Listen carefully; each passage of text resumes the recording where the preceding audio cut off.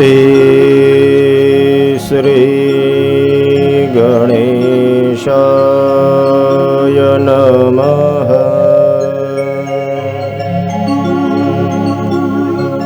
श्री शारदाय नमः।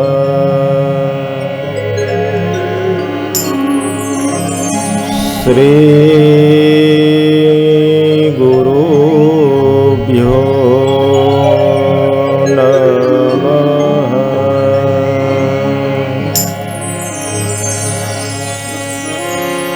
वंशी विभूषितकरा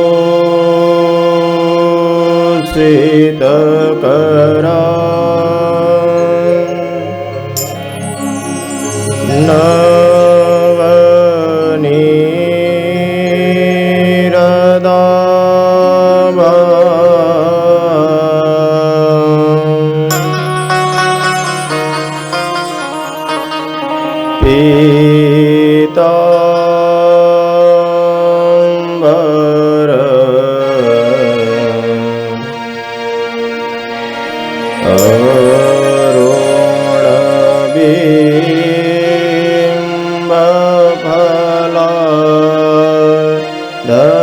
अरुणबिम्बफलाधरोष्ठ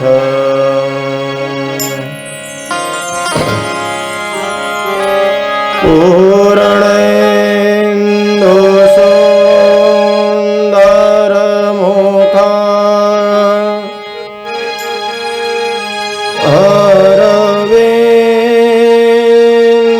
अरविन्दनेत्रा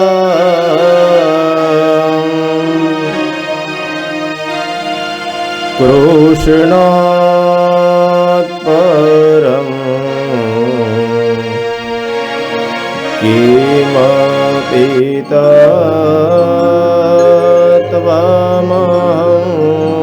न जाने। कृष्ण त्वदीयपदपङ्कजपञ्जरान्ते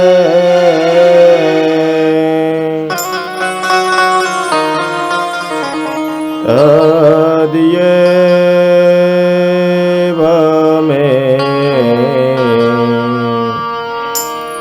विशतु न सराजंश।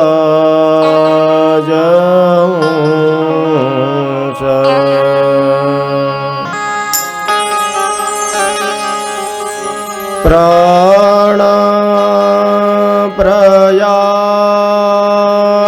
समये कफवात पीते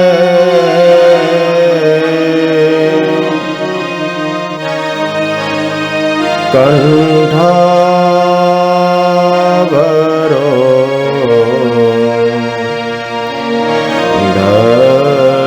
धनविधो स्मरणं कुतस्ते।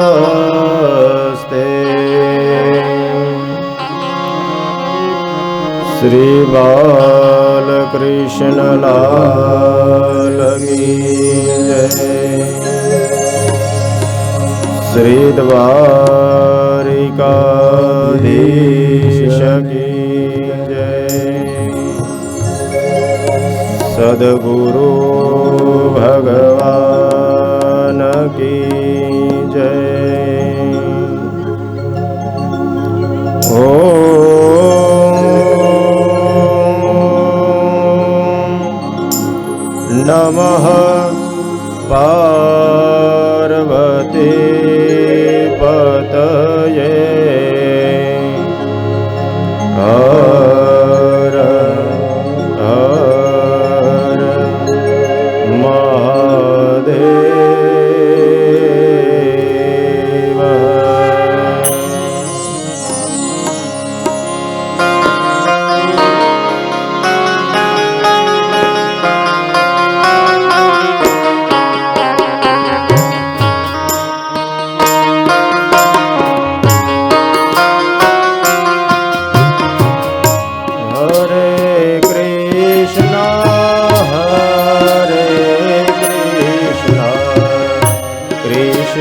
Krishna Hare Hare Hare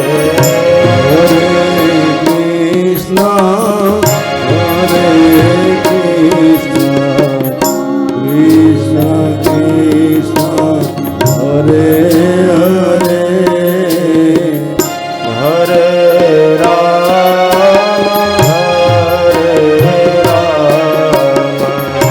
Rama Rama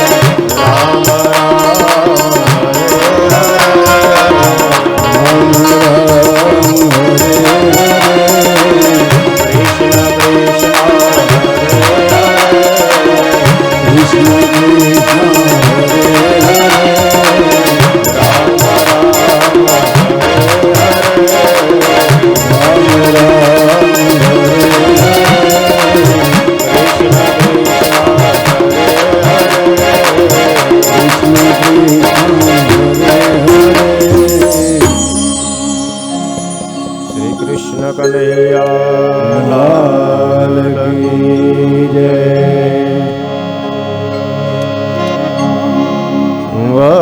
વક્રતુંડ મહાકાય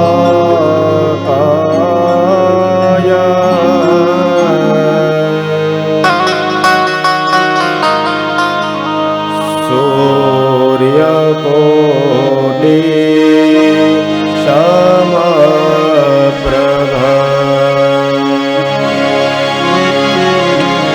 નિર્વિઘ્ન ગુરુ મે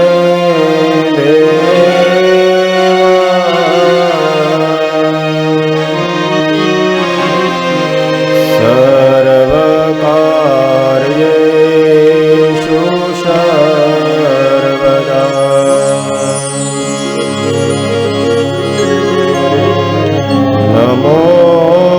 નમોસ્તુ તે વ્યાસ વિશાલમૂર્તે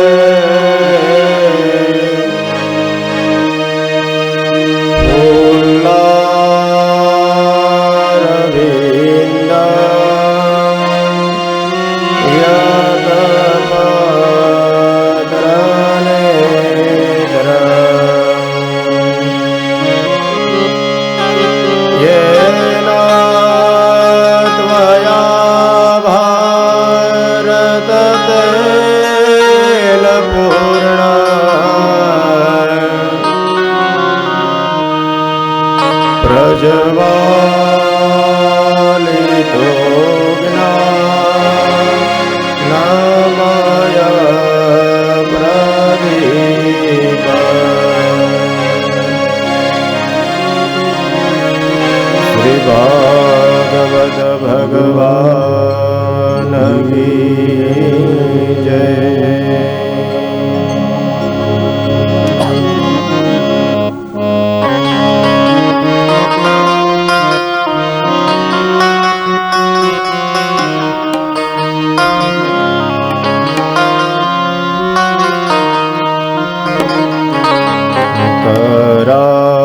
રવિંદે નવદારવિંદ મુખારવિંદે વિનવેશયંત ભદ્રસ્ય ભદ્રસ્ય ઉદેશયામિ બાલં મુકુંદં મનસા સ્મરામિ બાલં મુકુંદં મનસા સ્મરામિ. શ્રી કૃષ્ણ ગોવિંદ હરે મુરારે હે નાદ નારાયણ વાસુદેવા. જીવે પિબસ્વા મૃતમે તદેવ ગોવિંદ ગાવો નરમાધવે ગોવિંદ ગાવો નરમાધવે. નિકરે તુકામ નીલગોપકન્યા મોરારી પાદારવિંદ ચેત વૃત્તિ પદ્યાદિકં અવસાદવોચ ગોવિંદ ગાવો નરમાધવે ગોવિંદ ગાવો નરમાધવે. ગૃહે ગૃહે ગોપવધૂપગંગા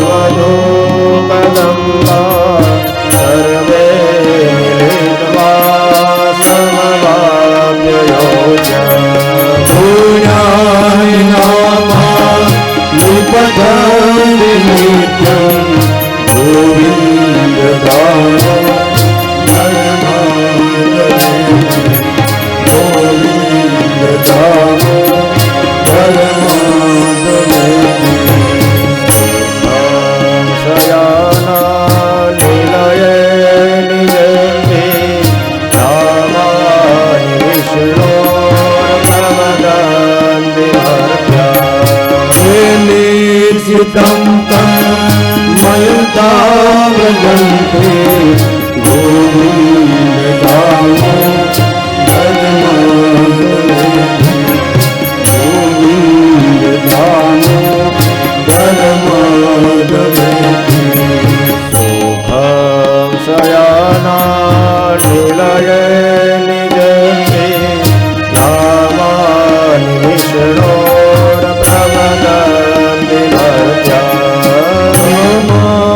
ભક્તાર્તિ વિનાશનાની ગોવિંદ ધામો ધર્માંગલેતિ ગોવિંદ ધામો ધર્માંગલેતિ સુખાવસાને વિગમેવ ચારમ સુખાવસાને વિગમેવ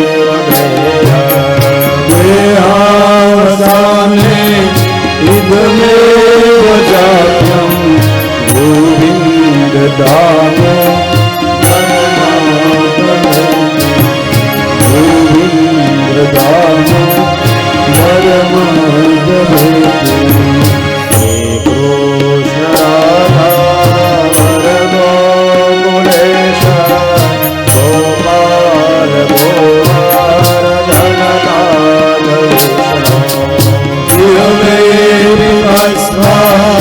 ૃતમેવ દેવં ગોવિંદ ધામો ધર્માંગલેતિ ગોવિંદ ધામો ધર્માંગલેતિ ગોવિંદ ધામો ધર્માંગલેતિ ગોવિંદ માધવ સ્તોત્રનો પ્રેમથી પાઠ જે કરે દામોદર દયા દાને સહજ ગોલોક સંચરે શ્રી બાલકૃષ્ણ લાલ કી જય મુકં કરોતિ વાચાલં પંગું લંઘયતે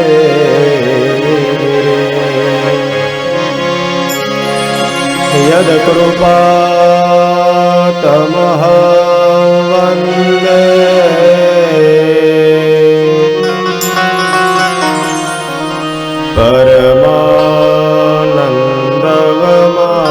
પરમાનંદમાધવં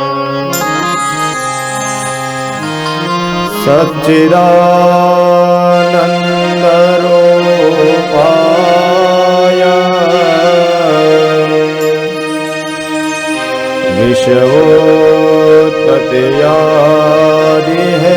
વિશ્વોત્પત્તિયાદિહેતવે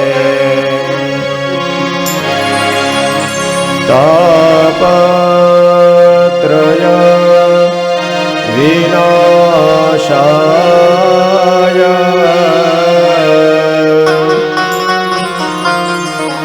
શ્રી કૃષ્ણાય વયં નમઃ શ્રી કૃષ્ણાય વયં નમઃ બોલીએ ભાગવત ભગવાન કી જય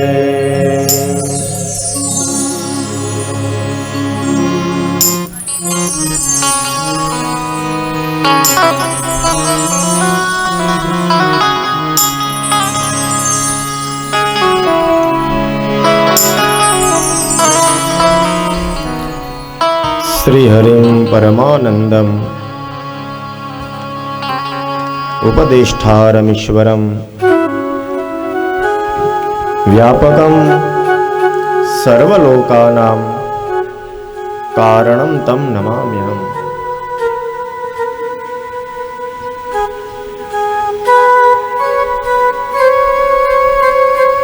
પરમ કૃપાળુ દ્વારકાધીશ ભગવાનની અસીમ કૃપાથી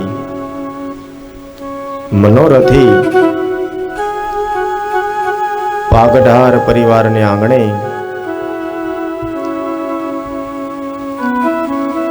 ધર્મનિષ્ઠ કર્મનિષ્ઠ સેવાનિષ્ઠ પિતૃઓના આત્મશ્રેયાર્થે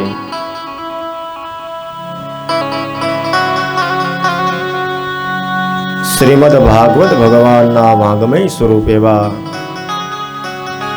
ભાગવત ભગવાનના ચરણોમાં આપણા સૌના પ્રેમ અને આદરપૂર્વક નમસ્કાર. પ્રાતકાલ આવાહિત સ્થાપિત પૂજિત દેવી દેવતાઓના ચરણોમાં આપણા પ્રણામ. ગ્રામ્ય દેવતા આ ભાદા જાળિયા ગામના તમામ મંદિરો, ગ્રામ્ય મંદિરોના ચરણોમાં મારા પ્રણામ. ભાગવત કથાના જે પાઠના પારાયણ કરવા માટે પધારેલા ભૂદેવો, માં સરસ્વતીના ઉપાસકો, સારસ્વતો અને આપ સૌ ભગવાનના લાડીલા ભક્તો, આપ સૌના હૃદયમાં બિરાજેલા તે પરમ ચેતના, એ પરમ તત્વને મારા પ્રણામ. સૌને જય શ્રી કૃષ્ણ, રાધે રાધે, હરિ ઓમ.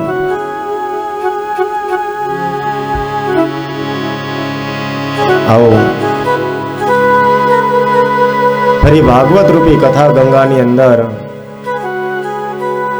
આપણે સ્નાન કરીએ, કારણ કે ભાગવત તે સાક્ષાત ભગવાનનું સ્વરૂપ છે.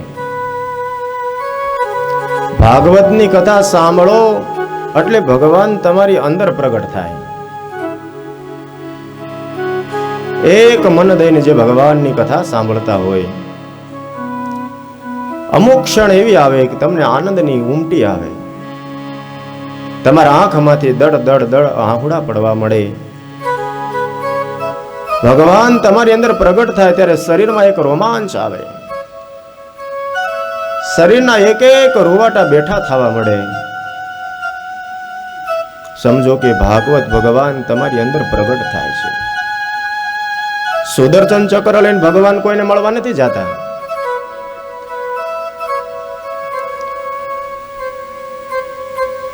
દાદા ભીષ્મ જ્યારે સ્તુતિ કરે ભગવાનની, ત્યારે એવું જ કહે છે, કૃષ્ણસ્તુ સ્વયં આત્મા. તમારી અંદર રહેલો આત્મા છે ને, એ જ કૃષ્ણ છે. કૃષ્ણ એટલે આ 5000 વર્ષ પહેલા આવ્યા એ નહીં. એને જો તમે ભગવાન માનતા હોય તો જ્યારે કૃષ્ણ ભગવાન હાજર હતા ત્યારે કોની પૂજા થતી છે? એના ઈષ્ટદેવ કોણ? કૃષ્ણ ભગવાને જ્યારે શ્રાદ્ધ કર્યું ત્યારે કોનું નામ લીધું છે?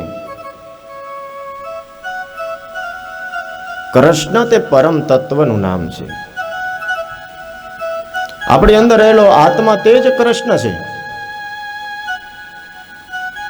આપણે ત્યાં 3 અવસ્થા આવે, બાલ્ય અવસ્થા, યુવાન અવસ્થા અને વૃદ્ધા અવસ્થા. તો કૃષ્ણ ભગવાન જ્યારે પ્રગટ થયા,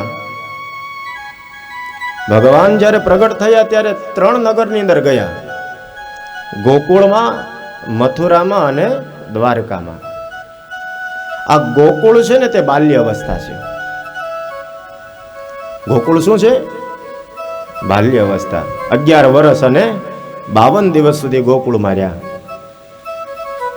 અને ગોકુળ મૂકી અને ભગવાન મથુરા જાય છે. પણ તમે ભાગવતની કથા ખોલીને સાંભળજો કે મથુરા ગયા પછી ભગવાન ગોકુળ પાછા આવ્યા નથી. એકવાર ગોકુળ મૂકીને મથુરા ગયા તો મથુરાથી ગોકુળ પાછા નથી આવ્યા. આનો અર્થ શું? તો કે એક વખત બાળપણમાંથી યુવાની આવી જાય, યુવાની આવ્યા પછી ફરી પાછું બાળક થવાતું. હું તો જાય જ્યારે ત્યાં એ લોખંડનો દંડ લઈને ઊભો છે, આમ કડે હાથ રાખીને. અત્યારે પાછું ઓલી હું હાલે, જ્યાં કથા પૂરી કરી જાવ એટલે બધા મોબાઈલમાં મેસેજ જોતા હોય. આઈપીએલ હાલે, અને ઓલો મહેન્દ્રસિંહ ધોની આમ 6 મારે જેમ સ્ટેડિયમની બહાર દડો વયો જાય, એમ યમરાજા અહીંયા બેટ રાખીને ઊભા છે લોખંડ. અહીંયા આવી કે ખાઈ પીને જલસા કરી. હું કહું એમ તમે નહીં માનો, પણ એ જ્યારે સમય આવશે ત્યારે ખબર પડશે કે ખાધું પીધું હારે આવે કે ભજન કર્યું હોય એ હારે આવે.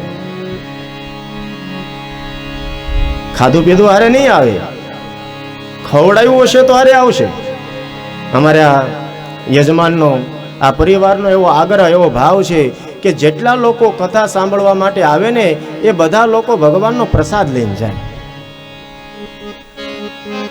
એનો ભાવ છે અને ભાવનો સ્વીકાર કરવો એ આપણી ફરજ છે કે જેટલા લોકો અહીંયા ભગવાનની કથા સાંભળવા આવ્યા છો ને એ બધા ભગવાનનો પ્રસાદ લઈને જાય. ભોજન પ્રસાદ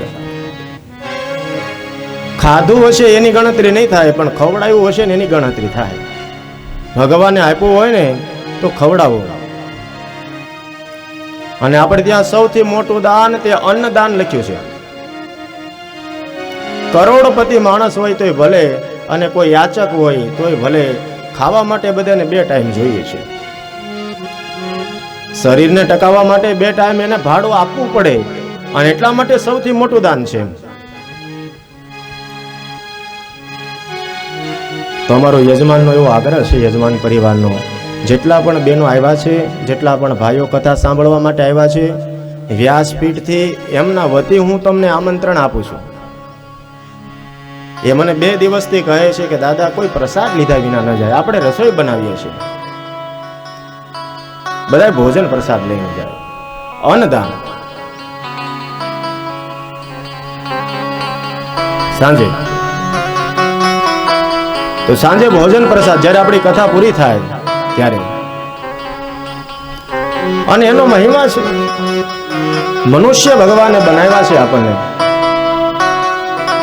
એટલા માટે તો ગૌસ્વામી તુલસીદાસજી કહે છે સૌથી પહેલા દેવતાઓની કૃપા આ જ છે. શું? તો કે ભગવાને આપણે મનુષ્ય બનાવ્યા. કારણ કે માણસ બનાવ્યા ને, કારણ કે મનુષ્ય ધારે તો સ્વર્ગની ટ્રેનમાં પણ બેસી શકે અને નરકની ટ્રેનમાં બેસી શકે. 2 પ્લેટફોર્મ અહીંથી ટ્રેન ઉપડે છે. તમારે કઈ ગાડીમાં બેસવાનું એ તમારે નક્કી કરવાનું છે.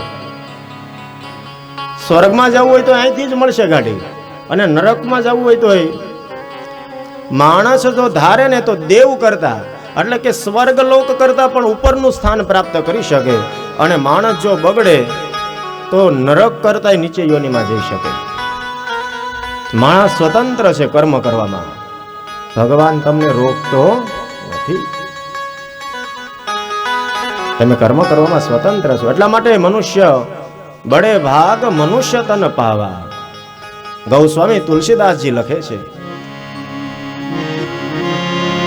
બડે ભાગ મનુષ્ય તન પાવા.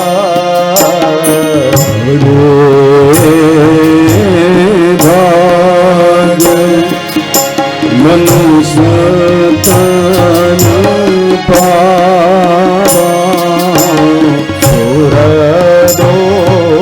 દુર્લભ સબ ગ્રંથ ગાવા.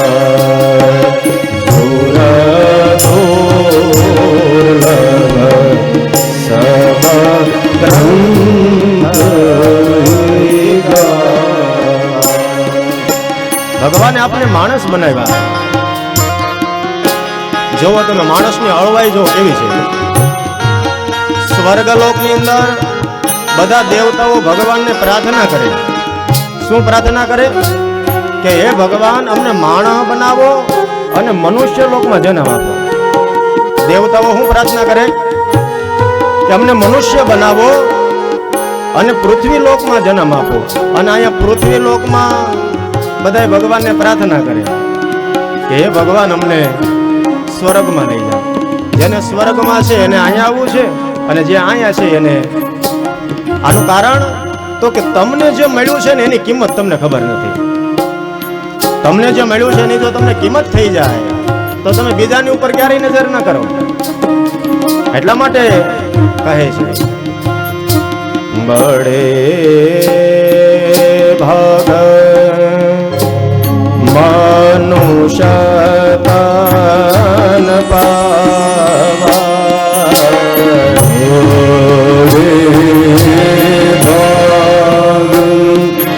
મનુષ્ય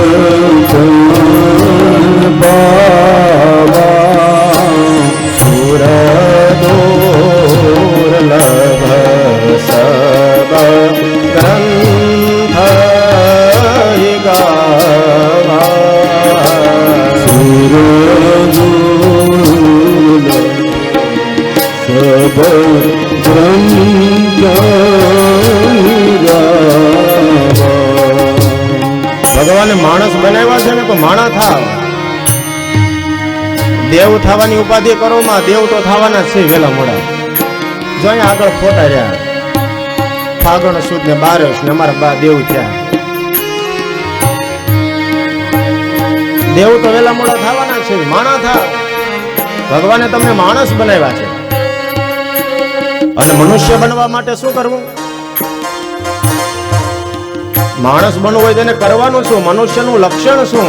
તો યાદ રાખો, અમારા ગુરુદેવ એમ કહે છે કે સેવા, સ્મરણ અને સત્સંગ.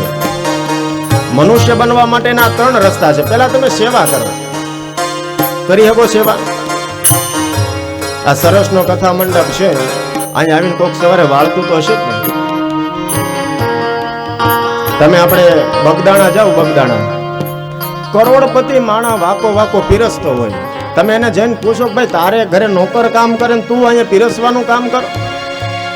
કે મહારાજ મને અભિમાન નો આવી જાય ને, એટલે સેવા કરો ને એટલે અભિમાન વયું જાય. સૌથી પહેલા સેવા કરતા શીખો. અને હવે સેવાની વાત આવી એટલે કહી દઉં કે સેવા કોની કરવાની? તો કે ગરીબ, ગાય અને બ્રાહ્મણ. ઘરનું નથી કહેતો, આ ગરુડ પુરાણની વાત છે. કોની સેવા કરવી? સેવા કરવાનું મન થાય તો ગરીબની સેવા કરો. સેવા કરવાનું મન થાય તો ગાયની સેવા કરો, બ્રાહ્મણોની સેવા કરો. એની સેવા કરી. પાણીનો ગ્લાસ માંગે કે 5 જણા આવે, હું જોઈ સાહેબ એ હાથે પાણી પી હગે એમ છે. જે નથી પી હગે ને એની માટે કર વ્યવસ્થા. આવો ઉનાળાનો સમય છે અને ઘરમાં ગોળો ફૂટી ગયો, એકાદું ઠીકરું હોય તેમ નેવે બાંધો, ચકલા આવીને પીશે. સેવા કરો. અને સેવા કરશો એટલે સ્મરણ એની મેળે મેળે થઈ જાય. અને જો સ્મરણ થયું એટલે સત્સંગ. સત્સંગ તો એટલે માણસ શું સમજે કે હાથમાં આમ પડતા લઈને નાચવાનું આવે એટલે સત્સંગ. સતનો સંગ, તેનું નામ સત્સંગ. એટલા માટે તુલસીદાસજી કહે છે માણા બનવા માટે સેવા, સ્મરણ અને સત્સંગ. બડે ભાગ મનુષ્ય તન પાવા,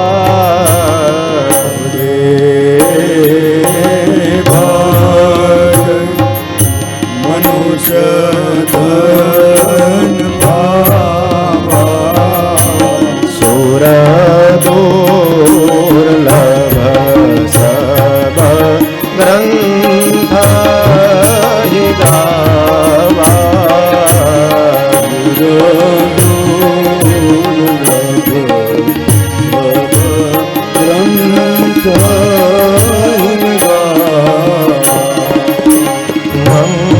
મંગલ ભવન અમંગલ હારે,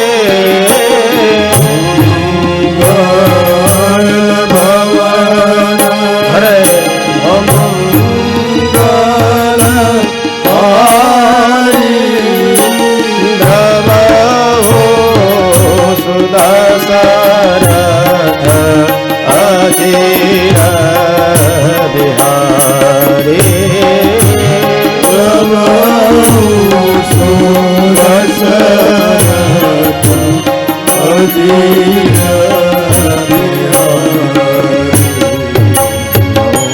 મંગલ ભવન અમંગલ હારી,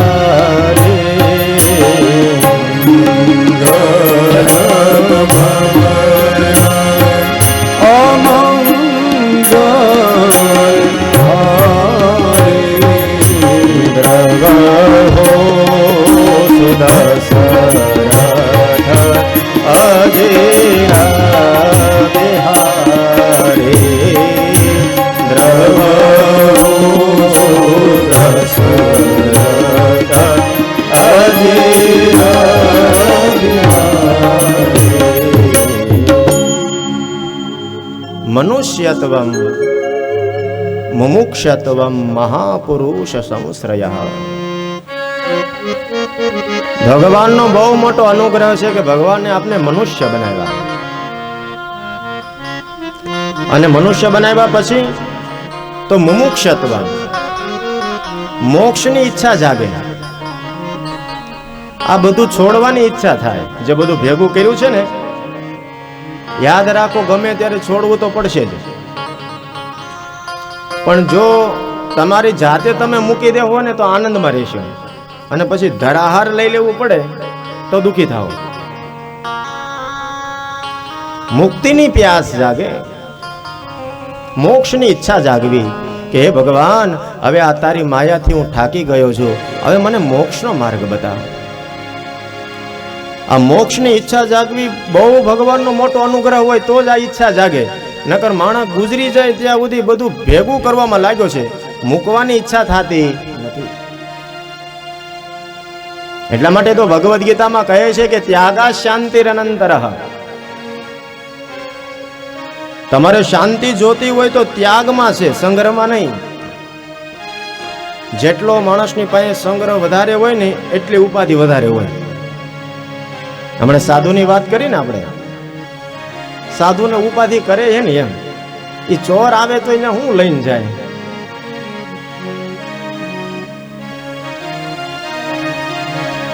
કારણ કે એની પાસે જે ધન છે તો એવું ધન છે કે લૂંટાય એવું છે. એટલા માટે મુમુક્ષત્વ, મુક્તિની ઈચ્છા જાગવી, આની પ્યાસ જગાડવી બહુ અઘરું કામ છે. આ એક રેલવે સ્ટેશનની અંદર ગાડી આવીને ઊભી રહે, અને એક નાનો એવો બાળક પાણી વેચવા માટે થઈને નીકળે. એમાં એક શેઠ બેઠા હતા, અને શેઠે તે બાળકને પૂછ્યું કેટલામાં પાણી આપ્યું? ઓલો કે 2 રૂપિયામાં. તે શેઠ કે રૂપિયામાં આપવું? કેટલાનું પાણી હતું? 2 રૂપિયાનું. અને શેઠે શું કીધું? રૂપિયામાં આપવું એમ. એટલે બાળકે એ શેઠને સામું એવું જોયું, કઈ બોલ્યો ને, ખાલી જોયું જ, અને પછી આગળ નીકળી ગયો. પણ એ ટ્રેનમાં એ સાધુ એક બેઠા હતા, અને સાધુએ વિચાર આવ્યો કે આ બાળક કંઈક કહેવા માંગે છે પણ કંઈ બોલ્યો નહીં. અને સાધુ તે બાળકની પાસે જાય, બટા ઓલા શેઠે તારી પાસે પાણી માંગ્યું, તે 2 રૂપિયા કીધા અને એને 1 રૂપિયો કીધો, તે એની સામું જોયું પણ કાંઈ બોલ્યો નહીં. તારે એ શેઠને શું કહેવાનું હતું? કે જવા દ્યો ને, સાધુ એ વાત નહીં કે ના બાળક, મને તો કે તારે એને કહેવાનું શું હતું? કે સાચી વાત કહું ને સાધુ, તો કે એ શેઠને તરસ જ નહોતી લાગી. એ શેઠને તરસ જ નહોતી લાગી. જો તરસ લાગી હોત ને તો હું કદાચ 5 રૂપિયામાં એ ખરીદી લેત પાણી, પણ તરસ તો લાગવી જોઈએ ને. આ મોક્ષની તરસ તો લાગવી જોઈએ ને માણસને, કે હવે આ બધુંથી કંટાળ્યો છું એમ. પણ જ્યાં સુધી તરસ ન લાગે, જ્યાં સુધી આ મુક્તિની ઈચ્છા ન જાગે, આ જગાડવી બહુ અઘરું કામ છે. આ બધા ગ્રંથોની કથા એટલા માટે જ થાય કે માણસના મનમાં આવી ઈચ્છા જાગે એમ, કે ભગવાને આપણને મનુષ્ય બનાવ્યા તો ક્યારેક આ બધાથી છૂટવાની ઈચ્છા કરી એમ. થાક્યા હોય તો થાય. કેટલી યોનિમાં ફરતા ફરતા આવ્યા છે, અને તમને એમ લાગ્યું હોય કે હવે થાકી ગયા છીએ, તો આ મનુષ્ય શરીર મળ્યું છે. તમે કથાનો ઊંધો અક્ષર કરી નાખો, શું થઈ જાય? કથા શબ્દ છે એનો તમે ઊંધો અક્ષર કરી નાખો, થાક. તમે 12 કલાક કામ કરો અને થાક લાગે તમને, સાંજે 7 કલાક 8 કલાક સૂઈ જાઓ એટલે થાક તમારો ઉતરી જાય ને. પણ આ 84 લાખ યોનિમાં ફરતા ફરતા આવ્યા છે, થાક્યા નથી. અને જો થાક લાગ્યો હોય તો આ મનુષ્ય શરીર મળ્યું છે. મોક્ષની જો ઈચ્છા જાગે. અને ત્રીજી વાત, મહાપુરુષ સંશ્રય. જ્યારે મોક્ષની ઈચ્છા જાગે ને, ત્યારે કોઈ એવા મહાપુરુષનો સંગ થઈ જાય. હા, એ એટલું જરૂરી. મહાપુરુષનો સંગ થવો એ પણ એટલું જ જરૂરી છે. અને એવા કોઈ સાધુ પુરુષ મળી જાય તો આ મનુષ્ય દેહનું કલ્યાણ થઈ જાય. સીધી સાદી ભાષામાં આપણે કહીએ ને તો આ મનુષ્ય શરીર એટલે લોઢાનું શરીર, અને દેવતાઓનું શરીર એટલે ચાંદીનું. હવે તમે પસંદ શું કરશો? લોઢું પસંદ કરો કે ચાંદી કરો? મનુષ્યનું શરીર એટલે લોઢાનું અને દેવતાઓનું શરીર એટલે ચાંદીનું. હું પસંદ કરો? ચાંદી જ પસંદ કરવાના. પણ નીચે તાક કરીને એવું લખ્યું છે કે તમને સાથે પારસમણી આપવામાં આવશે. અને આપણે બધા જાણીએ કે પારસમણી જો લોઢાને સ્પર્શ થઈ જાય તો એ સોનું બની જાય, અને પારસમણી જો ચાંદીને સ્પર્શ થાય તેમાંથી કઈ બને? એ ચાંદી જ રહે. હવે હું પસંદ કરશો? લોઢું. અને આ પારસમણી કયો છે? ભક્તિનો પારસમણી. ભગવાને મનુષ્ય માત્રને આ ભક્તિનો પારસમણી આપ્યો છે. પણ 70 80 90 વર્ષ વયા જાય પણ આ પારસમણીને સ્પર્શ કરવાનું આપણને મન થતું.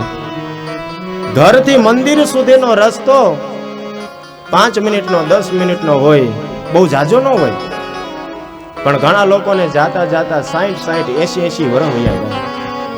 અને ઘણા તો કમ ભાગી જઈ પણ શકતા. હમણાં જ આપણે ગામમાં પ્રતિષ્ઠા કરી. બોલ શ્રી આવડેશ્વર મહાદેવ. જાવ છો લોટો ચડાવવા? હવે હું કહીએ, 3 દિવસ ખૂબ આનંદ કર્યો, પણ મજા આવી. જેટલા બ્રાહ્મણો આવ્યા હતા ને એ તો બહુ રાજી થઈ ગયા કે ગામ એટલે ગામ. તમારા બધાના પ્રેમથી બ્રાહ્મણો બહુ રાજી હતા. 3 દિવસ ખૂબ આનંદ કર્યો. અને હવે આ 7 દિવસનો વળી પાછો કોને ખબર કેટલા અનજણ આપણા લખ્યા હશે. પણ લખ્યા હશે તો જ ભેગા થયા હશે, નકર તમે ક્યાં, હું ક્યાં, તમારું ગામ કયું, મારું ગામ કયું. નથી કોઈ નાતીએ હગા, નથી કોઈ જાતિએ હગા. આ બધા એને હરીએ ભેગા કર્યા છે. અને જ્યાં સુધી લખ્યું હશે ત્યાં સુધી આનંદ કરશું. આવો, ચા પાણીનો સમય થઈ ગયો છે. કે શરબત છે? ચા પાવું. દેવ પીવે દેવ દૂધ અને ચતુર પીવે ચા. કોફી કોક પીવે મૂર્ખ પાડે ના. આ ઘરનો બનાવેલો શ્લોક છે, કોઈ પાકો નહીં કરતા. 2 મિનિટ માટે ભગવાનના નામનું કીર્તન. અને ત્યાં સુધી જે લોકોને ચા પાણી પીવાના હોય તે બધા ચા પાણી પ્રેમથી પી લ્યો. 10 મિનિટનો આપણે અહીંયા કથામાં વિરામ. 10 મિનિટ પછી વળી પાછી આપણે કથા ગંગામાં પ્રવેશ કરીશું.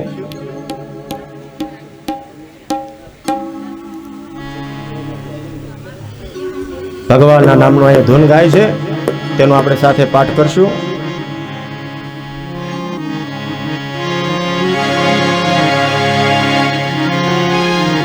ચા પાણીનું પીવાની જે વ્યવસ્થા હોય તે ઝડપથી કરી આપજો.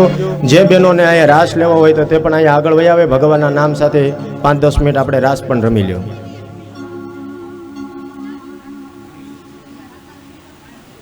કેમેરો પેલા બંધ કરી, કેમેરા વાળાને બંધ કરી દે.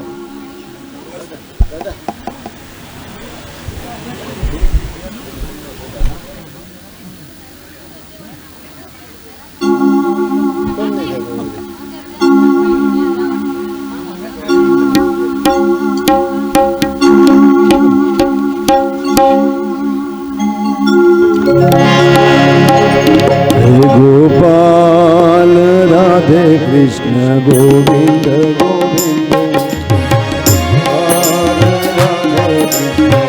ગોવિંદ ગોવિંદ. કેમેરા વાળા ભાઈઓ હોય તો અહીંયા આવશે.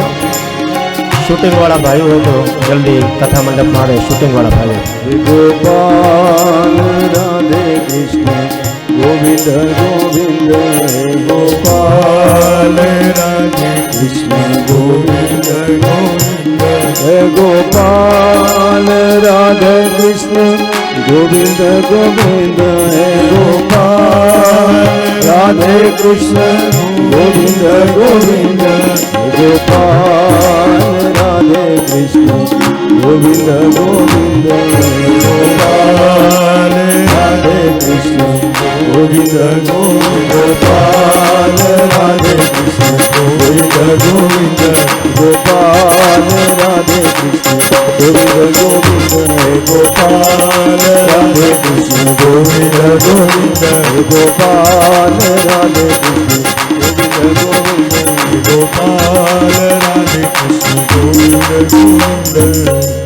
ભાગવત ભગવાન કી જય.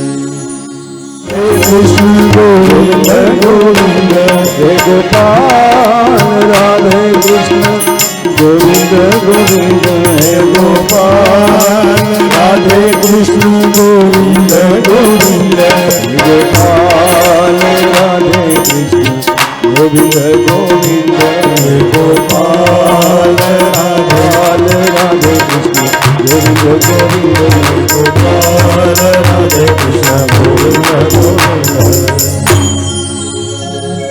હે ગોપાલ રાધે કૃષ્ણ ગોવિંદ ગોવિંદ હે ગોપાલ રાધે કૃષ્ણ ગોવિંદ ગોવિંદ હે ગોપાલ રાધે કૃષ્ણ ગોવિંદ ગોવિંદ હે ગોપાલ રાધે કૃષ્ણ ગોવિંદ ગોવિંદ હે ગોપાલ રાધે કૃષ્ણ ગોવિંદ ગોવિંદ હે ગોપાલ રાધે કૃષ્ણ ગોવિંદ ગોવિંદ ગોપાલ રાધે કૃષ્ણ ગોવિંદ ગોવિંદ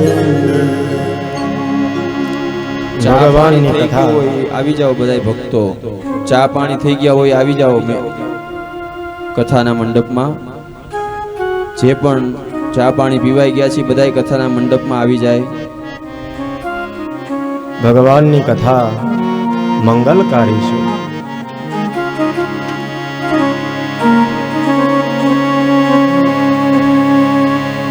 ચા પીવા ઉભા કરીને પછી આમ પણ ચા પીવો એ જરૂરી પણ સમય 10 મિનિટનો આપ્યો હતો. ઝડપથી બધા લોકો પોતાનું સ્થાન ગ્રહણ કરે અને આપણે કથામાં પ્રવેશ કરીએ. ગઈકાલે જ્યારે આપણે કથા વિરામ રાખી હતી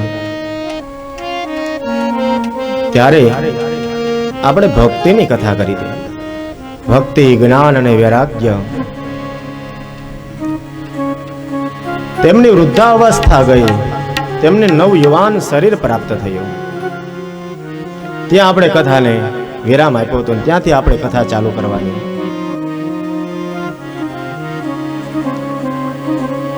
ભક્તિ, જ્ઞાન અને વૈરાગ્યની બુઢાપો જતો રહ્યો અને જ્યારે એની યુવાન અવસ્થા, તરુણ અવસ્થા પ્રાપ્ત થઈ એટલે નારદજીએ વિચાર કર્યો કે આમ કથા મંડપમાં જોયું ને તો બધા ઋષિ મુનિઓ, બધા તીર્થો, બધા વેદ, બધા પુરાણો, બધા સારા સારા લોકો જ કથામાં બેઠા હતા. એટલે આમ નારદજી ધીમેકથી ઊભા થઈ અને સનત કુમારોની પાસે ગયા કે આ હારા હારા લોકો માટે કથા છે કે જેણે પાપ કર્યા હોય એની માટે આ કથા કામની છે. જેણે સારા કામ કર્યા છે એની માટે તો આ કથા કામની જ છે. અને અહીંયા હું જોઉં છું કે બધા લોકો સારા લોકો જ બેઠા છે. મને તો સારા દેખાય છે. કથાના માંડવામાં બેઠા, કથા સાંભળવા માટે બેઠા ને ખરાબ થોડા કહેવાય.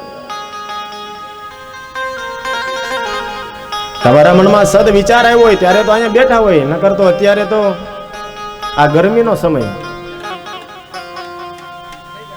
અને છતાંય લોકો નથી પાણી પીવા માટે ઊભા થતા. મેં જોઉં છું 2 દિવસની. આ તો કહીએ ત્યારે જ ઊભા થાય છે હો.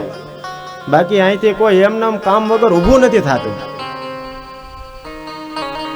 આટલા બધા તડકામાં, આટલી બધી ગરમીમાં, આટલી બધી શાંતિથી તમે આ કથા સાંભળો છો. એનો અર્થ શું કે તમને આમાંથી કંઈક મળે છે. કંઈ નહીં તો પણ તમને શાંતિ તો પ્રાપ્ત થાય છે. અને આજે માણસ પાસે બધું છે પણ શાંતિ, ભગવાનની કૃપાથી ગાડી, બંગલા, છોકરાઓ, ભગવાન કોઈ વાતની ખામી નથી, પણ છતાંય શાંતિ નથી મહારાજ. અને શાંતિ ક્યાં છે તો કે ભગવાનના ચરણમાં. તમે ભગવાનની કથામાં જાઓ ને ત્યારે બધા દુઃખ ભૂલાઈ જાય. જો કોઈના જીવનમાં દુઃખ નથી એવું નથી, બધાના જીવનમાં દુઃખ છે, બધાના જીવનમાં કંઈક ને કંઈક ખૂટે છે. ભગવાન બધાને બધું ક્યારેય આપતા. તમને કંઈક ભગવાન આપે તો તમારી પાસેથી કંઈક ભગવાન લઈ પણ લે. એકાદી લગામ તો પોતાના હાથમાં જ રાખે, નકર કે આ સીધો નહીં હાલે.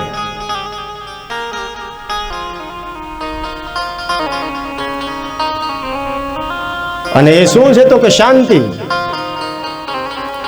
તમે કથામાં બેઠા ને તમે તમારા મનથી વિચાર કરો કે કથા જ્યાં સુધી સાંભળતા હોય ત્યાં સુધી તમને કોઈ દુઃખ હેરાન કરે છે?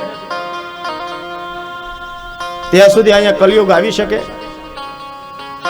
જો કથા સાંભળતા હોવ તો, નગર અહીંયા બેઠા બેઠા ઘણા પ્લાન કરતા હોય. મંદિરે જાતા હોય એટલે સારા જ હોય એવું માની નહીં લેવાનું. ધોતિયું પહેર્યું છે એટલે એમ જ નહીં માન લેવાનું કે આ બરાબર છે. ચાંદલો પહેર્યો હોય, માળા રાખી હોય, ગળામાં તિલક પહેર્યું હોય એટલે હારા જ છે એવું માની લેવું જરૂરી. કપડાથી આપણો ધર્મ નથી ઓળખાતો. રાવણ બ્રાહ્મણ જ હતો. રાવણનું શરીર કયું હતું? રાવણ શરીરે બ્રાહ્મણ, અને ચારે ચાર વેદ આવડે. જેવો તેવો બ્રાહ્મણ ને વિદ્વાન. દરરોજ ભોળાનાથની ભક્તિ કરે, ભગવાન મહાદેવની ઉપર જળ ચડાવે, નિત્ય શિવની ભક્તિ કરે ને નિત્ય ભોળાનાથ એને દર્શન દેવા માટે આવે. દરરોજ આપણે આમ ભગવાનની ઉપર જળ ચડાવી તો ભગવાન દર્શન દેવા ન આવે. રાવણ દરરોજ પૂજા કરે અને દરરોજ ભોળાનાથ એને દર્શન દેવા આવે. જો હું તમને વાત શું કરું છું સમજજો બરાબર.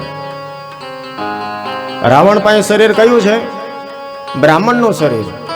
ચાર વેદ આવડે, વિદ્વાન બ્રાહ્મણ, દરરોજ ભોળાનાથની ભક્તિ કરે, દરરોજ મહાદેવ એને દર્શન દેવા માટે થઈને આવે. હવે આવો માણસ હોય કે જેને દરરોજ ભગવાનના દર્શન થતા હોય તો લોકો એને બ્રાહ્મણ તરીકે ઓળખે કે રાક્ષસ તરીકે ઓળખે? રાક્ષસ તરીકે ઓળખે. શું કામ? નકર તો ભાઈ એને તો દરરોજ ભગવાન મળતા. ભગવાન મળી જાય વાત પૂરી નથી થઈ જતી.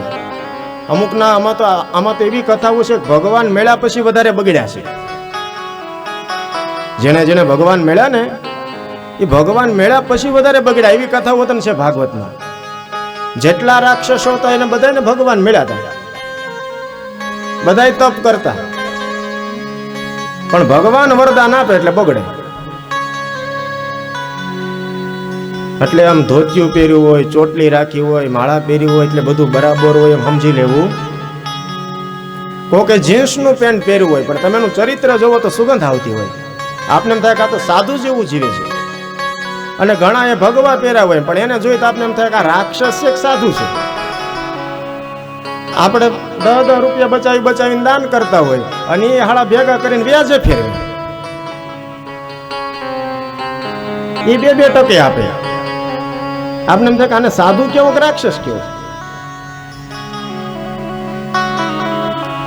આંખ બંધ કરીને વિશ્વાસ કરાય એવો સમય અત્યારે છે. ચારે બાજુથી તપાસો એને, તમને ભગવાને બુદ્ધિ નથી આપી? અને પછી જુઓ તમે, અને પછી તમને એમાં વિશ્વાસ થાય તો એના ચરણમાં, પછી એના વચનમાં તમે વિશ્વાસ કરો.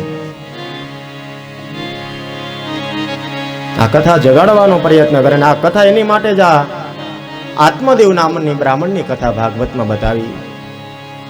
તુંગભદ્રા તટે પૂર્વ મભૂત્પત્તનમોત્તમઃ યત્ર વર્ણા સ્વધર્મેણ સત્ય સત્કર્મ તત્પરઃ. આત્મદેવ નામનો બ્રાહ્મણ તુંગભદ્રા નદીને કિનારે ઉત્તમ નામના નગરમાં રહે છે. કેવો છે બ્રાહ્મણ? તો કે સૂર્ય જેવો તેજસ્વી બ્રાહ્મણ. દરરોજ ત્રિકાળ સંધ્યા કરે.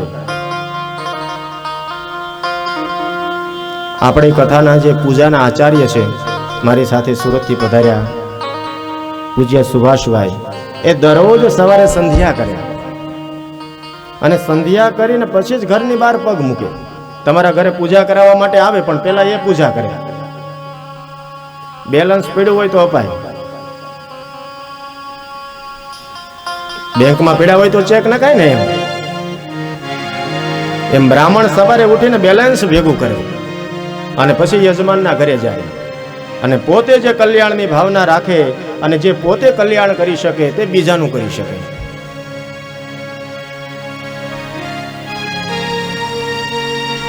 માટે કલ્યાણ તુંગભદ્રા નદીને કિનારે આત્મદેવ નામનો બ્રાહ્મણ રહે છે. તેની પત્નીનું નામ હતું ધુંધુલી.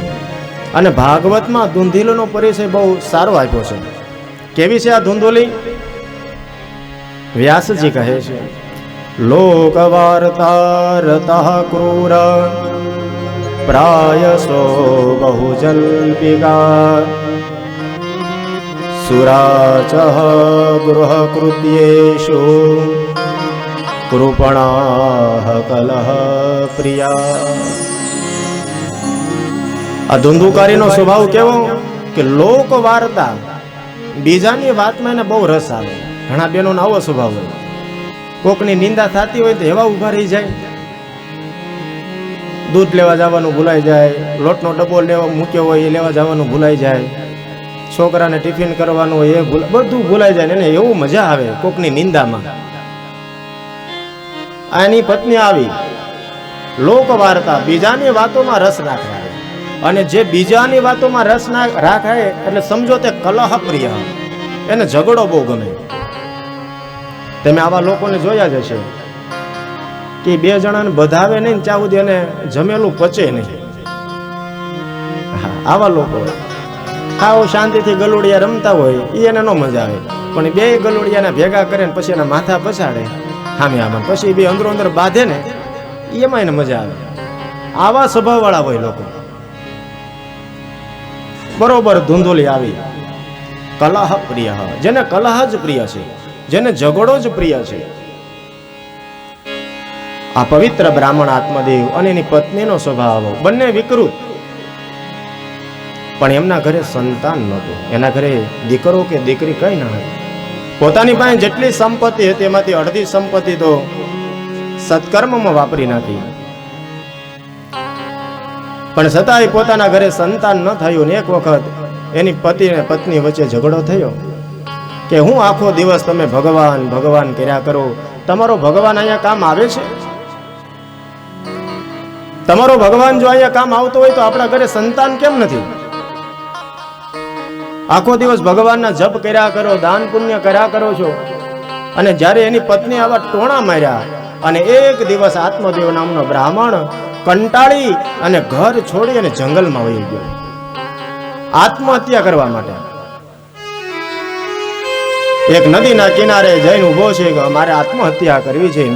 એટલામાં ત્યાં એક યતિ આવ્યા, એક સંન્યાસી આવ્યા. સંન્યાસીએ જોયું કે બ્રાહ્મણનું શરીર છે ને આંખમાંથી દળ દળ આહુડા પડે છે.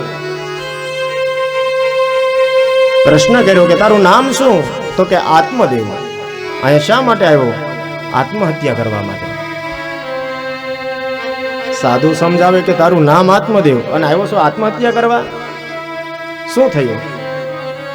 કે મહારાજ મારા ઘરે સંતાન નથી, મારા ઘરે દીકરો નથી. અને જેના ઘરે સંતાન ન હોય એની વેદના શું હોય તમને શું કહેવી? તમે તો સાધુ છો. સાધુએ કીધું કે ભાઈ સંતાન નથી ને એ ભગવાનની કૃપા માન. સંતાન હોય તો ભગવાનની કૃપા, અને ન હોય તો ભગવાનની કૃપા તું માન.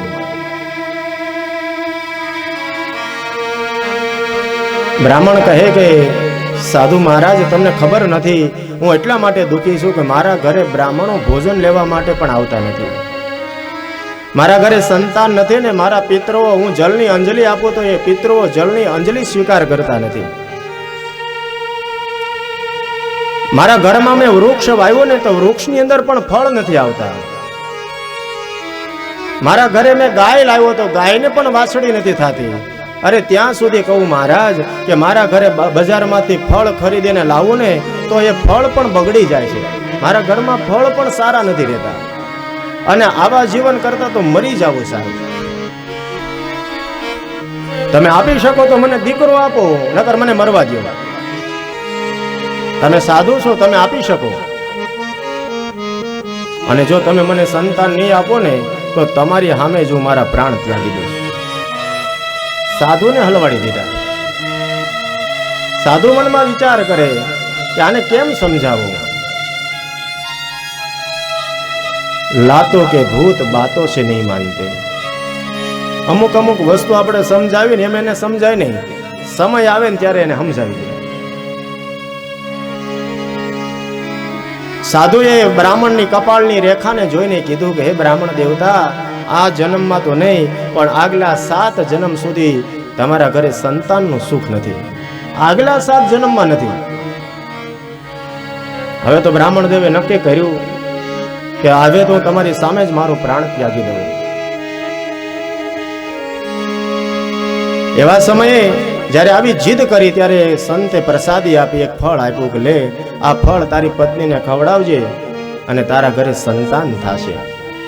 પણ આ ફળ ખાય ને પછી એને નિયમ આપજે કે સત્ય, તપ, પવિત્રતા અને દયા અને એક ટાઈમ ભોજન કરવું, તારા ઘરે એક ઉત્તમ બાળકનો જન્મ થશે.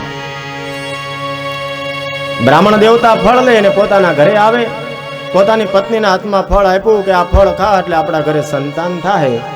ધૂંધોલી તો એ ફળ લઈને તરત પાડોશીના ઘરે.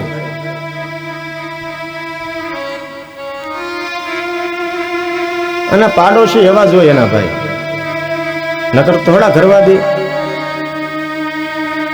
કે મારા પતિ આ ફળ લાવ્યા છે ને આ ફળ ખાવાથી મારા ઘરે દીકરો થાય, ફળ ખાવાથી દીકરો થાય. પણ તારા ઘરે સંતાન નથી, ખાઈ લે ને ખબર પડી જાય કે નહીં હું ફળ ખાવ ને મને મારા ગર્ભ રહે તો ગર્ભ રહ્યા પછી હું બરાબર જમી ન શકું અને મારામાં અશક્તિ આવી જાય તો હું ઘરનું કામ કેમ કરું? તો પાડોશણ કે નણંદને બોલાવી લેવી. નણંદ આપણા ઘરમાં આવીને કાંક ચોરીને વહી જાય તો આમાં લખ્યો છે નણંદા સમ હરે. જેના વિચારો નબળા હોય એના વિચારો આવા જ હોય કે નણંદ મારા ઘરમાંથી કંઈક ચોરીને લઈ જશે તો હું તો એવું માનું છું કે જેના ઘરે સંતાન નથી, જે વંધ્ય નારી છે ને એ જ સુખી છે. બાળકનો જન્મ થાય ત્યારે બાળકને જન્મ આપતી વખતે કેટલી બધી પીડા ભોગવવી પડે, એને મોટો કરવો પડે અને મોટો કર્યા પછી આપણે હાચવે કે ન હાચવે એ શું જવાબદારી? પાડોશણ કે ભાઈ તારે જેમ કરવું એમ કરો.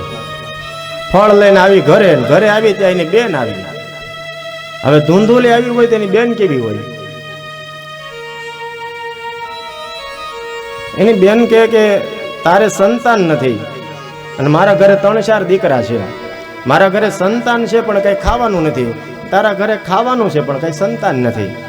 એક કામ કર, મારે પણ સંતાન રહે એમ છે અને એ હું સંતાન તને આપી દઈશ, તું ખોટું ખોટું નાટક કર. મારા ઘરે દીકરો થાય એટલે હું તને આપી જઈશ અને તું તારા પતિને કહેજે કે મારા ઘરે સંતાન થયું છે અને થોડાક મને પૈસા આપી દેજે એટલે અમારું હાલે. અને આવી વાત કરીને આત્મદેવ નામના બ્રાહ્મણને છેતર્યો છે. યાદ રાખો, આત્મ છેતરાય છે. આત્મદેવ નામનો બ્રાહ્મણ એટલે અંદર રહેલો આત્મા અને એની પત્ની ધૂંધુલી એટલે આ બુદ્ધિ. આ બુદ્ધિને આત્માના લગ્ન થાય છે અને આ બુદ્ધિ આત્માને છેતરે છે. આપણે આપણી બુદ્ધિથી આપણે આત્માને છેતરવાનો પ્રયત્ન કરીએ. લગ્ન તો થયા પણ સંતાન નથી, એની માટે થઈને આવી જ્યારે વાત કરી અને આ તો આવું નાટક કરવા લાગી. 9 માસ પૂર્ણ થયા અને ઓલા પણ દીકરાનો જન્મ થયો અને રાત્રે આવીને આ દીકરો આપી ગઈ અને સવારે આત્મદેવ નામના બ્રાહ્મણને કીધું કે આપણા ઘરે દીકરાનો જન્મ થયો છે. બ્રાહ્મણ દેવતા તો ખૂબ રાજી થયા. ગામના બ્રાહ્મણોને બોલાવીને દાન આપ્યું છે, આખા ગામમાં ઉત્સવ કરાયો. પણ ઓલો જે સાધુએ ફળ આપ્યું હતું ને એ ફળ ગાયને ખવડાવી દીધેલું. પરીક્ષા કરવા માટે થઈને સંતનું ફળ એ ગાયને ખવડાવી દીધું. 1 વર્ષ પૂરું થયું અને ગાયને ત્યાં પણ સંતાન થયું. પણ એ સંતાનનો આખો આકાર મનુષ્ય જેવો અને કાન ગાય જેવા, એટલે એનું નામ ગોકર્ણ રાખ્યું. ધૂંધુલી કે મારા દીકરાનું નામ હું પાડીશ. આત્મદેવ કે ભલે, કે મારું નામ ધૂંધુલી તો મારા દીકરાનું નામ ધુંધુકારી. ધુંધુકારી અને ગોકર્ણ મોટા થવા લાગ્યા. પોતાના ગુરુના આશ્રમમાં ભણવા માટે મોકલ્યા છે, પણ ગોકર્ણ પંડિતો જ્ઞાની, ધુંધુકારી મહાખલહ. ગોકર્ણ મહારાજ તો જ્ઞાની થયા, સાધુનું ફળ છે અને આ તો એનો બેનનો દીકરો. મહાખલ, જે બ્રાહ્મણના શરીરમાં જે ગુણ હોવા જોઈએ એકે ગુણ એનામાં નહીં. મળદાના હાથનું ભોજન કરે આખો દિવસ કૂતરાની પાછળ ફર્યા કરે, જે વૃદ્ધ લોકો હોય એને પાછળથી માડીને પ્રતાપી કરે, નાના નાના બાળકો રમતા હોય એને ઉપાડીને કૂવામાં ફેંકી દે, માંસનું ભક્ષણ કરે, જુગાર રમે, વેશ્યાઓનો સંગ કર્યો. એક પણ ગુણ બ્રાહ્મણના નહીં, શરીર બ્રાહ્મણનું. બ્રાહ્મણનું શરીર લઈને ધુંધુકારી બગડ્યો છે. અને એક દિવસ આ ધુંધુકારી પોતાના પિતાની પાસે જઈને કહે છે, પિતાજી મને ધન આપો, કારણ કે જુગાર રમવા જવું હતું. પિતાજીએ કીધું કે હવે મારી પાસે કાંઈ નથી, બધું પૂરું થઈ ગયું, ક્યાંક મરણ મોરે હાસવી જ રાખી હોય, થોડુંક આપો મને. અને જ્યારે એના પિતા ના પાડે છે ને, ત્યારે ઘરમાં જે વાસણ હતા, ત્રાંબાના શીશાના જે બધા વાસણો હતા, એ ત્રાસ લઈને કે આ વેચી આવવું એમ. ત્યારે એની માં એને રોકે છે કે બેટા, આપણા જમવાના વાસણ છે, હું મારા પિયરમાંથી આ વાસણ લઈને આવી છું, આ જમવાના વાસણ નો વેચાય. એ જ વાસણ લઈને એના પિતાને માર્યા છે અને વાસણ વેચવા માટે જાય છે. જ્યારે દીકરાની લાત ખાધી ને, ત્યારે આજે આત્મદેવ નામના બ્રાહ્મણની આંખ ઉગડી અને ઓલા સાધુએ જે શબ્દ કીધા હતા ને એ યાદ આવ્યા. લાતો કે ભૂત વાતો છે નહીં માને. સાધુએ ઘણું સમજાવ્યું કે દીકરો ન હોય તો એમાં સુખ માન, દીકરાથી સુખ મળે એવું નથી. સગર રાજા પોતાના દીકરાથી જ દુખી થયો હતો. અંગ નામનો રાજા પોતાના દીકરા વેનથી દુખી થાય છે. દીકરા જ્યારે દીપડા જેવા થઈ જાય, બહુ માનતાઓ કરીને પછી છોકરાઓ કોઈનું ન માનતા હોય. ભગવાનના વિધાતામાં લેખમાં મેઘ મારવાનો ક્યારે વાત ન કરવી. ભગવાન જે આપે ને એમાં સંતોષ રાખે, એમાં કૃપા માનો. આત્મદેવ નામનો બ્રાહ્મણ રડવા લાગ્યો કે હવે હું આ ક્યાં જાઉં, આ દુઃખ હું કોને કહું, કોણ મને બચાવે. અને એવા સમયે ગોકર્ણ મહારાજ આવ્યા એમની સામે. જો યાદ રાખો, પિતા દીકરાને ઉપદેશ આપે, પણ અહીંયા શું છે, દીકરો પિતાને ઉપદેશ આપે છે. જ્ઞાન ગમે ત્યાં પડ્યું હોય ત્યાંથી લેવાનું છે, ઉંમર નથી જોવાની. મોટી મોટી ઉંમરના લોકો હોય ને એ હજી આમ અકડ થઈને હોય ને, કોઈ નાનું એવું બાળક હોય ને એનામાં જ્ઞાન જોવા મળે, બની શકે. ગોકર્ણ મહારાજને જોયા. ગોકર્ણ મહારાજ કહે છે કે પિતાજી, ભગવાનનું ભજન કરો. અસાર ખલુ સંસાર દુઃખ રૂપી વિમોહક. આ સંસાર દુઃખાલય છે, આ સંસારમાં કોઈ સુખી નથી. ન સુખમ ચક્રવર્તી. અરે આ પૃથ્વીનો રાજા સુખી નથી, સ્વર્ગનો રાજા ઇન્દ્ર સુખી નથી, બધાના જીવનમાં ઘટે જ છે. સુખમ મુક્તિ વિરક્તસ્ય મુનિરેકાંત જીવિનઃ. હે પિતાજી, સુખી થવું હોય ને તો એકાંતમાં રહો, ઘર છોડી અને ભગવાનનું ભજન કરો. ભાગવતની અંદર 2 શ્લોકની અંદર ગોકર્ણ ગીતા છે. આપણે ત્યાં 108 ગીતા છે. કેટલી ગીતા છે? તમે ભગવદ્ ગીતા વાંચો છો ને, એવી ગીતા 108 છે આપણી પાસે. એમાં એક ગીતાનું નામ ગોકર્ણ ગીતા છે. આ ગોકર્ણ મહારાજે 2 શ્લોકની અંદર પોતાના પિતાને ઉપદેશ આપ્યો. દેહસ્તે માઉ સરુધિરે ભીમતી ત્યજત્વમ જાયા સુતાદિષુ સદા મમતા વિમુંચ. પશ્ચાનિશં દશદયં ક્ષણભંગનિષ્ઠં વૈરાગ્યરાગરસિકો ભવભક્તિનિષ્ઠ. ગોકર્ણ મહારાજ કહે છે કે હે પિતાજી, આ શરીરનો મોહ છોડી દો. હવે આ શરીરમાં શું છે તો કે લોહી, હાડકા, માંસ, આનાથી આ શરીર બનેલું છે. આ શરીરનો મોહ છોડો અને જંગલમાં જઈને ભગવાનનું ભજન કરો. ધર્મં ભજસ્ય સતતં ત્યજ લોક ધર્માન સેવસ્ય સાધુ પુરુષા જહિ કામ તૃષ્ણા अन्यश्च दोषगुणचिन्तनमाशु मुक्ता सेवा कथारसमहो निरतां पिबत्वम् ધર્મ ભજસ્વ સતતમ ત્યજ લોક ધર્માન. ભગવાનનું ભજન કરવું છે, ધર્મનું ભજન કરવું છે તો કે હા, તો ત્યજ લોક ધર્માન. લોક ધર્મને છોડવા પડે. જ્યાં સુધી લોક ધર્મ હોય ને ત્યાં સુધી ધર્મનું ભજન થતું. કાં તો તમે સંસારમાં રહી શકો ને કાં તો ભજન કરી શકો. અત્યારે માણસ બેય કરવું છે. પાપે કરવા છે ને ફળ પુણ્યનું જોઈએ છે. બાવળિયો વાવવો છે ને કેરીની આશા છે. ત્યજ લોક ધર્માન. પિતાજી, આ લોક ધર્મને છોડો અને ભગવાનનું ભજન કરો. ભગવાનનું ભજન કરશો ને તો જહી કામ તૃષ્ણા, તો તમારી અંદર જે કામ તૃષ્ણા છે ને એ નાશ પામશે. મને પ્રસંગ યાદ આવે સાધુનો. બસ આ સાધુનો એક પ્રસંગ કરીને આપણે કથાને આપણે અહીંયા વિરામ આપી દઈશું. 10 મિનિટ.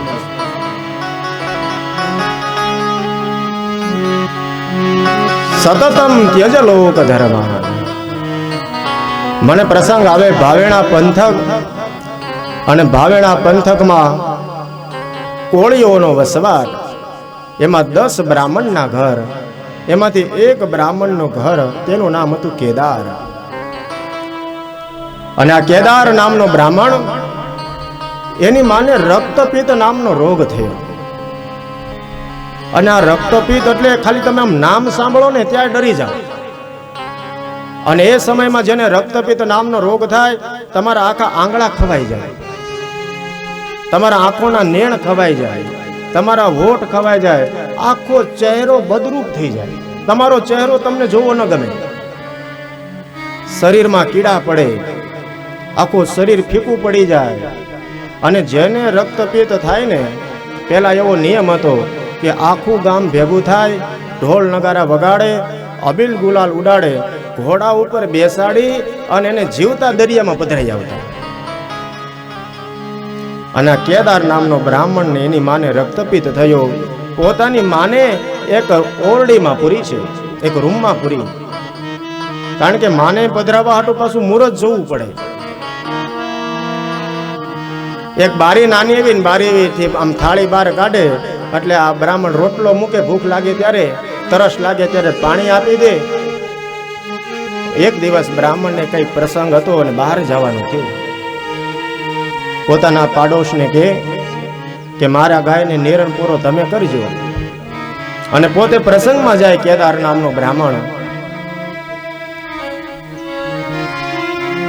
સાંજના 5 વાગ્યા પણ કોઈ પાણી ન આપ્યું. એટલે કેદારની માં રાડ પાડે છે, અવાજ કરે કે મને તરસ લાગી, મને કોઈ પાણી આપો, મને કોઈ પાણી આપો.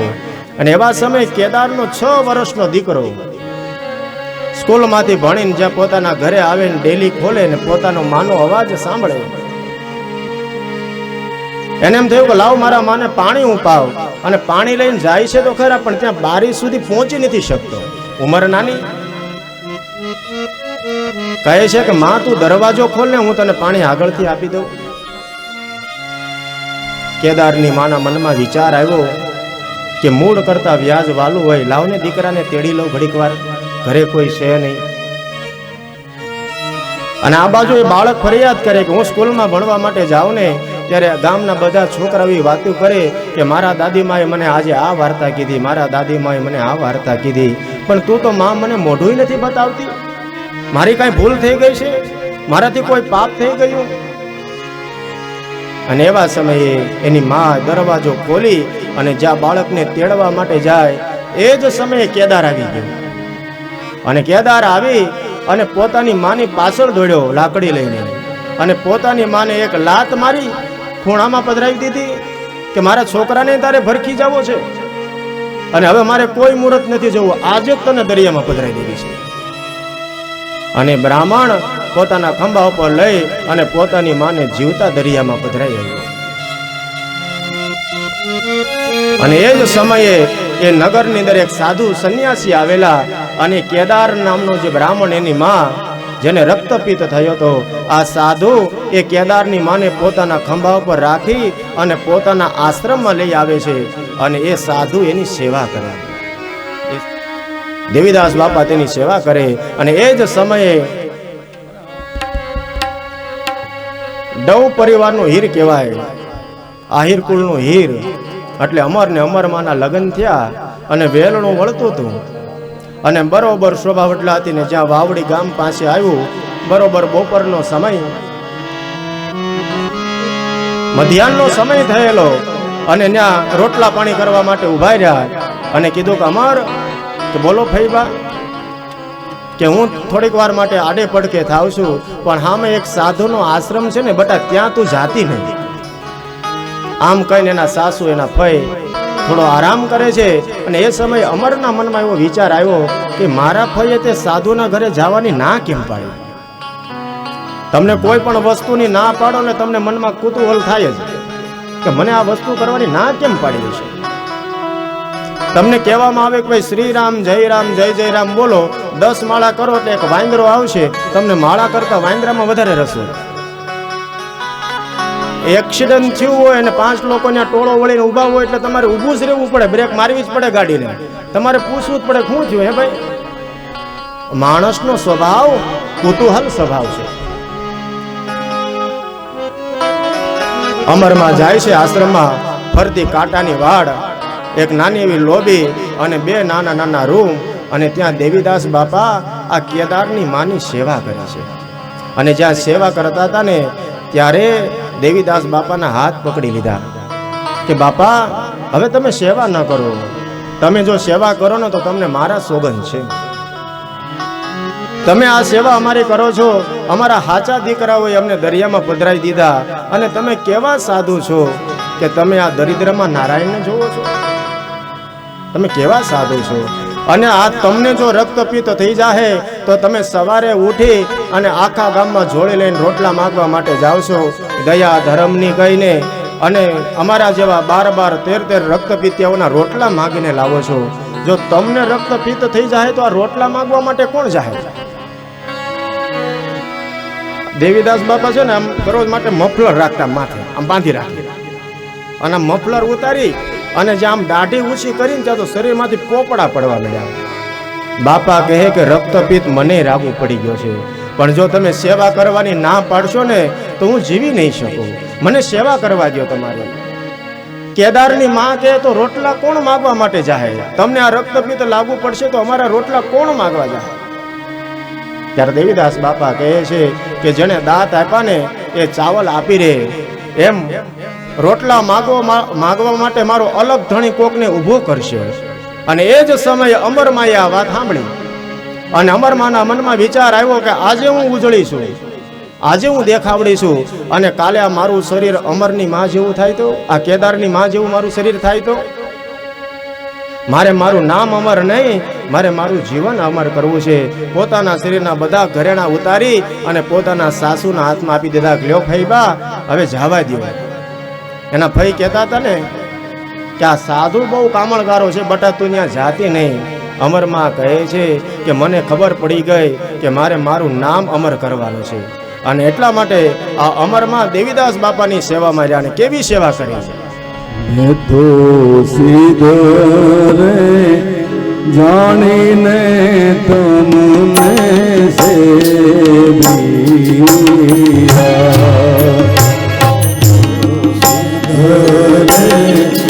જાણીને તમને સેવિયા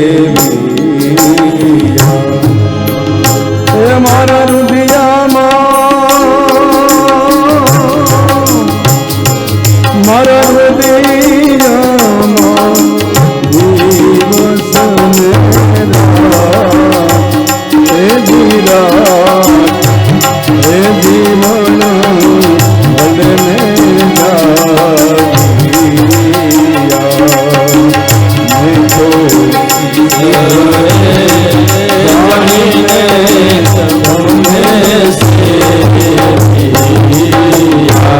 આ કથા પરબની અંદર આ કથા કરવામાં આવે છે. અને જ્યારે આ કથા કરે છે ત્યારે કરશનદાસ બાપુ રોયા. મૂળદાસ બાપુ આ કથા કરે અને કરશનદાસ બાપુ રોવે કે આ કથા તમને કોણે કરી? અમરમાને. ત્યારે મૂળદાસ બાપુ એમ કહે છે કે આ કોઈ ચોપડામાં લખેલી વાત નથી, આ અમરમાએ મને સપનામાં આવીને આ વાત કરી. જે હું તમને અત્યારે કથા કહું છું ને એક સપનાની વાત છે. અમરમાએ મૂળદાસ બાપુને સપનામાં આવીને આ વાત કરી અને મૂળદાસ બાપુ આ કથા પરબમાં જઈને કરે ને ત્યારે કરશનદાસ બાપુ રોયા. આ ભગવાનની કથા.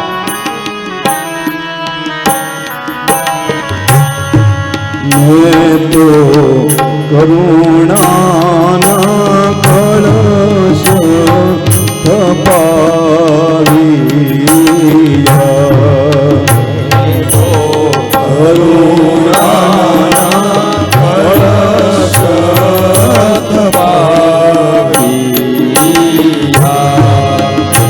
પાટે પધાર્યા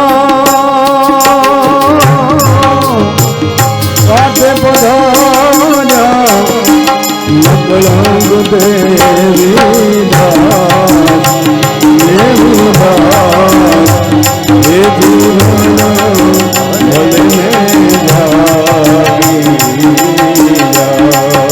એક દિવસ દેવીદાસ બાપા પરીક્ષા કરે અમરમાને કે અમર તું સેવામાં નહીં આવે. અમરમાં કે કેમ સેવામાં નહીં આલું? કે તું સ્ત્રી છો ને, સ્ત્રી સેવામાં ન હાલે. જો પરીક્ષા કેવી કરે ગુરુ એ. ત્યારે અમરમાં કે સ્ત્રીની ઓળખ શું? તો કે એના વાળ. આશ્રમમાંથી એક દાંતણું લીધું અને એક ઝાડકે પોતાના વાળ કાપી નાખ્યા કે લ્યો બાપા હવે સેવામાં હાલીશ ને. વળી દેવીદાસ બાપા કે તું સ્ત્રી છો, તું ઉજળી છો, અમર તું દેખાવડી છું, અને તું જ્યારે ગામમાં ભિક્ષા માંગવા માટે, રોટલા લેવા માટે જાય ને ત્યારે ગામના લોકો તારી ઉપર ખરાબ નજર કરે છે. તારા સાસરે વાળા તને હેરાન કરે છે, મને ખબર છે. તું ઉજળી છો, તું દેખાવડી છો ને એટલે તું સેવામાં નહીં આવે. અમરમાં કે હું ઉજળી છું, હું દેખાવડી છું એટલે સેવામાં નહીં આવું. અને એ જ આશ્રમની અંદર ધૂણો ચાલુ હતો દત્તાત્રેય ભગવાનનો, અને ધૂણામાંથી 2 સીપિયા અમરમાએ ઉપાડ્યા અને પોતાના આખા શરીરે દેતવા લગાડી દીધા. પોતાનું આખું શરીર બાળી નાખ્યું કે લ્યો બાપા હવે સેવામાં હાલીશ. જોવો કેવી સેવાની દીધી વિશા. આમ સેવા થાય. સેવાનુરીજન મળ્યા છે મારા નાથજી. મુરીજન મળ્યા છે મારા નાથજી. અરે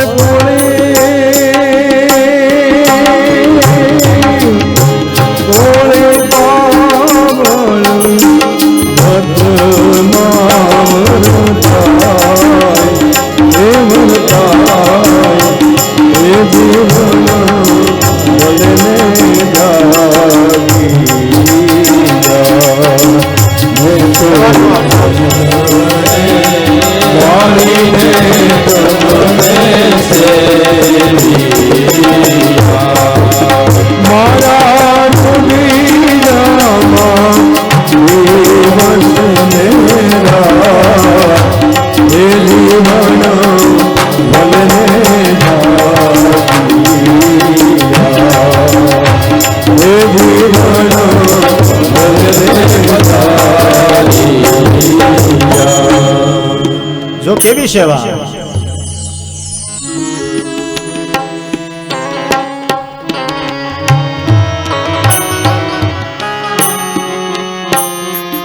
સેવા કરતા કરતા વાત યાદ કરાવે કે જહી કામ તૃષ્ણા, કામ તૃષ્ણાનો ત્યાગ કરવો છે તો સેવસ સાધુ પુરુષાન, કોઈ સાધુ પુરુષની સેવા કરો, તમારા જીવનમાંથી કામ નાશ પામી જાય. અને સેવા કરતા કરતા એક દિવસ અષાઢી બીજનો દિવસ આવ્યો. દેવીદાસ બાપા કહે કે મારે જીવતા સમાધિ લેવી છે. અને જ્યાં દેવીદાસ બાપાએ જીવતા સમાધિ લેવાની વાત કરી તો અમરમાએ કીધું કે મારે જીવતા સમાધિ લેવી છે તમારી હાથે.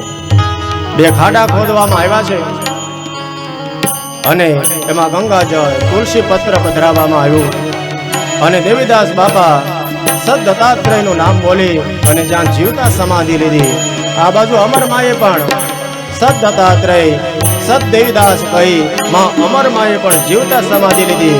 એટલા માટે અષાઢી બીજને દિવસે લોકો બોલી ઉઠ્યા, સદદેવીદાસ અમર દેવીદાસ.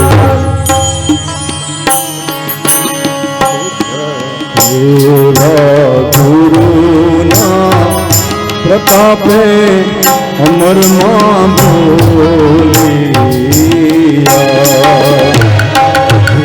ગુરુના એ પ્રતાપે અમરમાં બોલિયા. અરે હે ગુરુને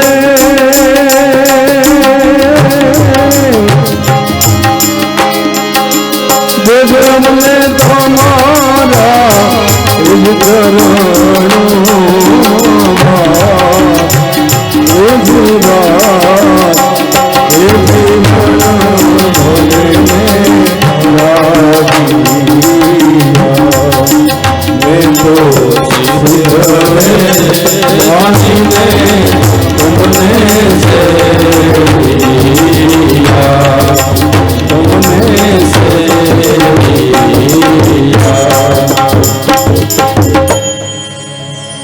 સેવસ્વ સાધુ પુરુષાન જહિ કામ કૃષ્ણ. બે શ્લોકની અંદર ગોકર્ણ મહારાજે આ ગીતા ગાઈ. આત્મદેવ નામના બ્રાહ્મણની આંખ ખુલી ગઈ. પોતાના ઘરનો ત્યાગ કરી અને જંગલમાં જઈ શ્રીમદ ભાગવતના દસમ સ્કંદનો પાઠ કરી અને આત્મદેવ નામનો બ્રાહ્મણ ભગવાનના ધામને પ્રાપ્ત કર્યો. હવે ઘરની અંદર ધુંધુકારીને ધુંધુલી રહ્યા. ગોકર્ણ મહારાજ પણ તીર્થયાત્રા કરવા માટે નીકળી ગયા.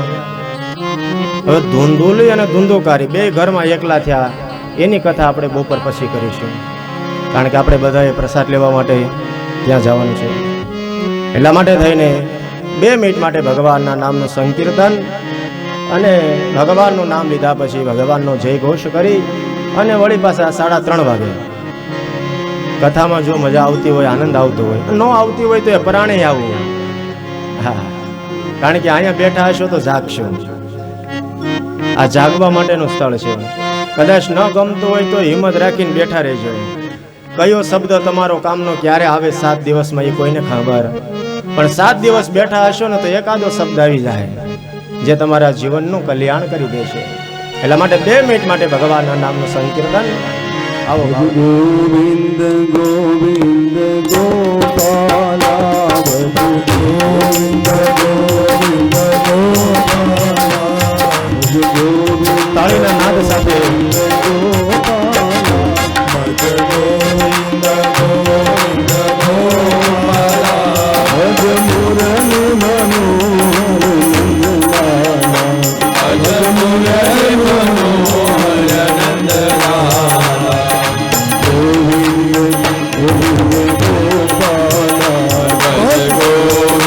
ગોવિંદ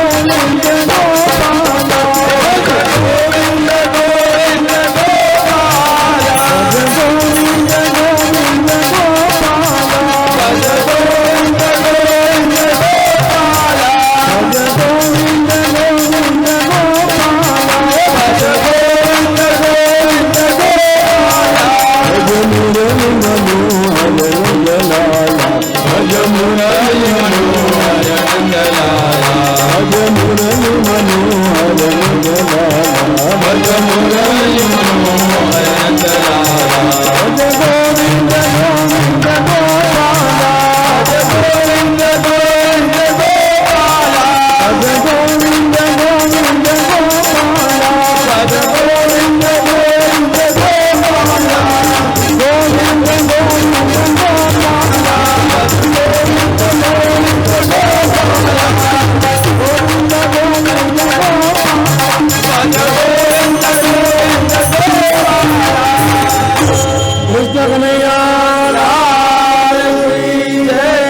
ભાગવત ભગવાન કી જય.